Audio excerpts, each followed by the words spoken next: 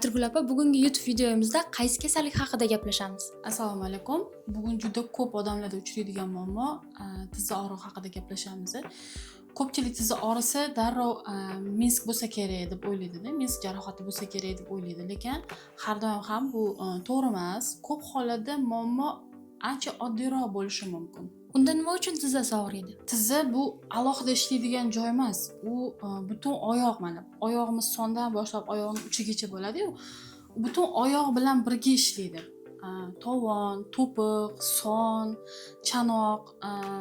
Agar shu joylarning bittasi yaxshi ishlamasa, tizza uning o'rnini qoplab oladi, qoplaydi. Shuning uchun ba'zida og'riq sababi umuman tizzada bo'lmasligi mumkin. Menisk o'zi nima? Tizzada ikkita menisk bo'ladi, ichki va tashqi. Ular amortizator vazifasini bajarib beradi, ya'ni bosimni yumshatadi va taqsimlab beradi, balansni to'g'rilab beradi. Menisk ikki xil holda shikastlanadi, jarohat orqali. Mana yoshlarimiz sport bilan shug'ullanadigan yoshlar bor. Ularda yuguradi, basketbol o'ynaydi, voleybol o'ynaydi. O'sha paytda shikastlanish bo'ladi. O'sha jarohat oladi. O'shaning hisobiga meniskda jarohat bo'lishi mumkin. Ikkinchisi eng ko'p uchraydigan bu yoshi o'tishi bilan bog'liq. Yoshi katta otaxon, onaxonlarimizda yoshi o'tgan sayin o'sha bo'g'imlar eskiradi. O'shaning natijasida meniskda yeyilishlar uchrab turadi. Meniskni belgilarini qanday qilib bilib olsa bo'ladi? Meniskning belgilari quyidagilar bo'lishi mumkin. Tizza og'rig'i tiqilib qolish hissi beradi, ovoz chiqadi, oyog'ingizni ochib bukib ko'rganida bo'shashib ketishi. Lekin eng muhim narsa bu MRTga tushib kelganda o'sha menisk jarohati bersa ham, lekin har doim ham bu og'riq bermasligi mumkin. Shuning uchun darrov xavotirga tushish kerak emas, mutaxassisga uchrash kerak. Mutaxassis to'liq aniqlab beradi. Tizza og'rig'ini meniskdan boshqa sabablari ham bormi? Albatta, boshqa sabablari ham bor. Osteoartroz u sekin og'riydi, kechki payt kuchayadi, qotishli bo'ladi. Meniskda oyoq burilganda, qayrilganda og'riydi. Og'riq ko'pincha ichki tomonda, ya'ni o'sha tizzani bitta chekkasida og'riq bo'ladi.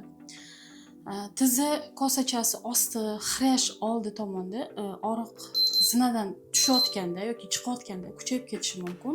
Pay yallig'lanishi, ya'ni o'sha MRTga tushganda bemorlarimizda tendinit tashxis qo'yilgan bo'ladi. Buni o'zlari ham o'qib olsa bo'ladi.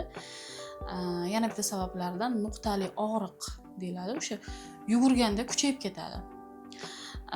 Yana bitta